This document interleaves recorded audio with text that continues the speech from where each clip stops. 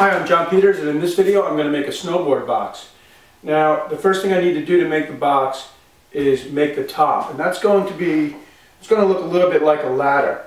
And what I'll need for that is two 2x4x8s, and then I'm going to use cross sections, which will be 2x4 by 12 3/4 inches long, because I want the top to be 15 3/4. So what I need to do now is lay that out, mark my studs, and then I'll put my cross sections in.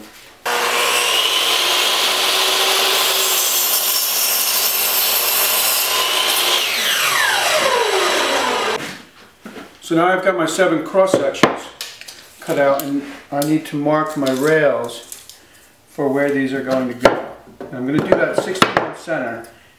And the good thing about that is I was able to get 7 of these cross sections out of one 2x4x8. So your tape measure is marked every 16 inches, so 16, 32, 48, and so on. So now what I want to do is just mark where the 2x4 is going to go. And since my square is 1.5 inches wide, I can just sort of put it about 1/4 of an inch. It doesn't have to be perfect for a project like this. And I know then I'm over 1 3/4 inches, which is the distance between or the distance of a half of a 2x4. So I'll do that right down the line.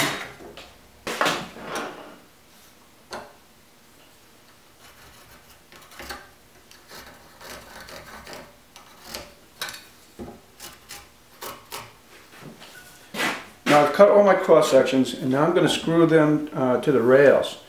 And to make it a little bit easier to assemble this, I've just temporarily put a cross piece here, and I'll put a clamp on, and that just, it's a little pressure on the stud here. I can tap it into place. I want it to be flush with the top and flush with the end.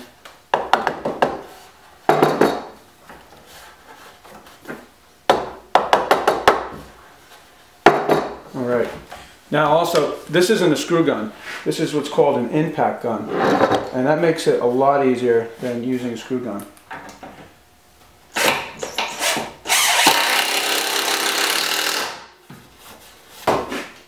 It's easier to screw all your center pieces in on one side, and then flip the thing around, and then do the other side. Remember that you also have to flip this one. You can't just go like this, you actually have to flip it around also. And that's just because I want to work on this side of the table. I don't want to stand on the table. Now I'm ready to attach the plywood. This is 1/2 inch plywood, and it's 15 3/4 inch long. And I made it that, or 15 3/4 inch wide, and I made it that width so I could get the top and the 2 sides out of 1 sheet of plywood.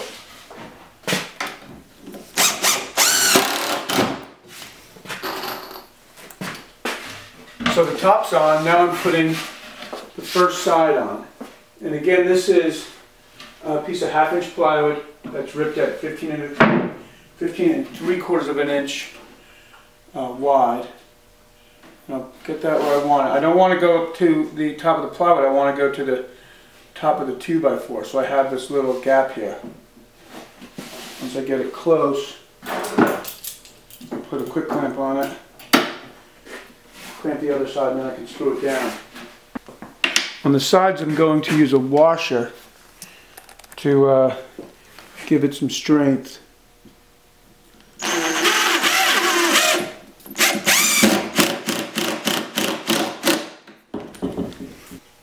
I put some lines where I'm going to put the screws for the side, and that's you could just throw some screws in, but I just would rather have it neat. And a good trick to putting straight lines down is to use your finger as a guide, and so I'll do it on this one.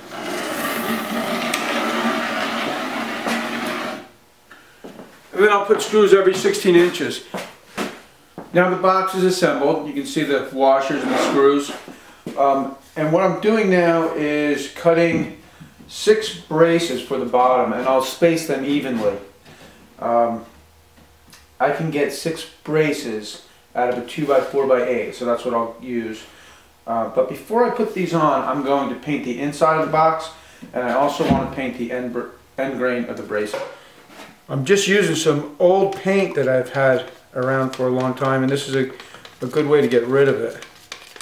So we'll see how it looks. If it looks really terrible, I'll just go over it with some black, but I'd like to get rid of the paint and get a good buildup of paint to help protect the wood from the moisture of the snow.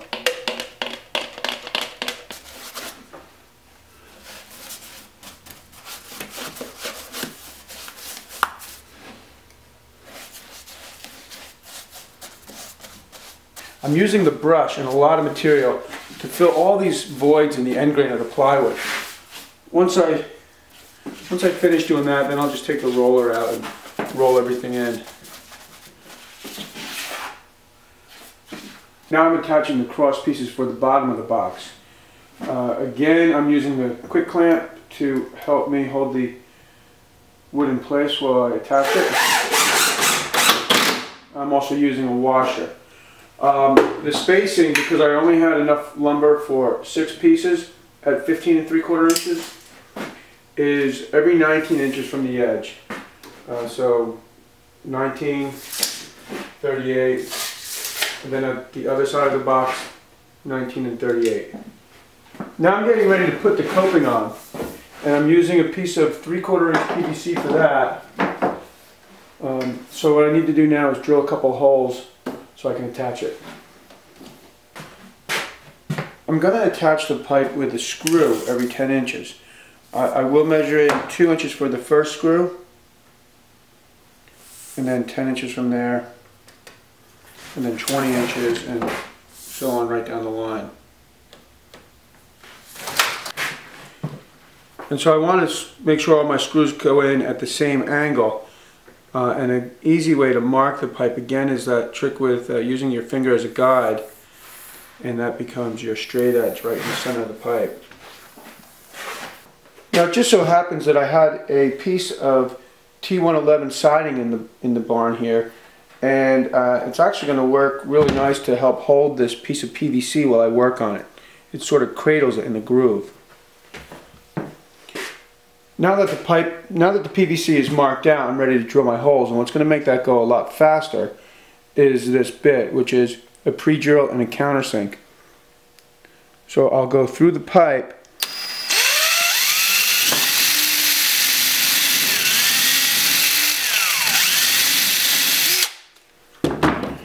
and so I have a hole that's big enough to get my Phillips head screwdriver through, and a small hole that will hold that screw to the side of the box. Now I'm attaching the coping to the side of the box. I'm using a screw gun for this, and I've set my clutch so I don't over tighten the screw.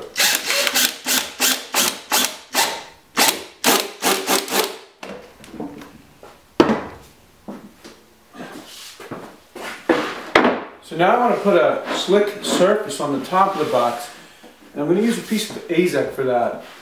I'm going to rip this into inch wide pieces and then just put the strips on the top. Before I rip it though, I want to mark where I'm going to pre-drill for my screws. So I'll do 1 1/4 or 1 3/4 inches at the end, and then every 16 inches.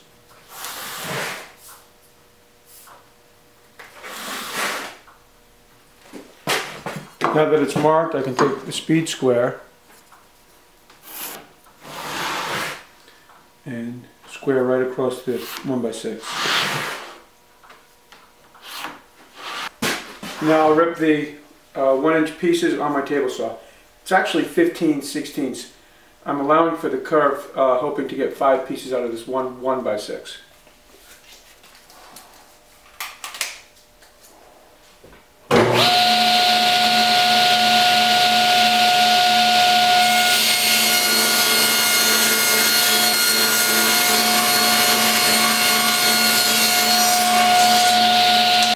Now I'll use the same drill bit with the pre-drill and countersink, and I'll just eyeball it about 3/4 of an inch from the center line.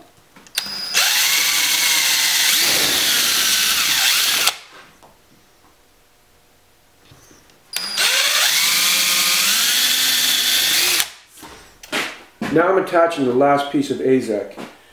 I cut some spacer blocks out of some scrap wood to make it easier to position the strips of AZEK. The outside block is 3 inches and the inside block, this here, is 2 3/8.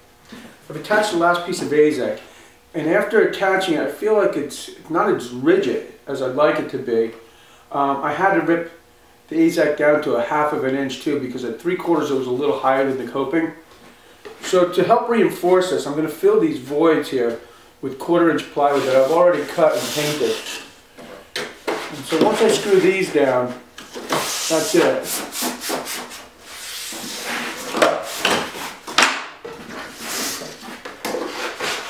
And the same thing for over here.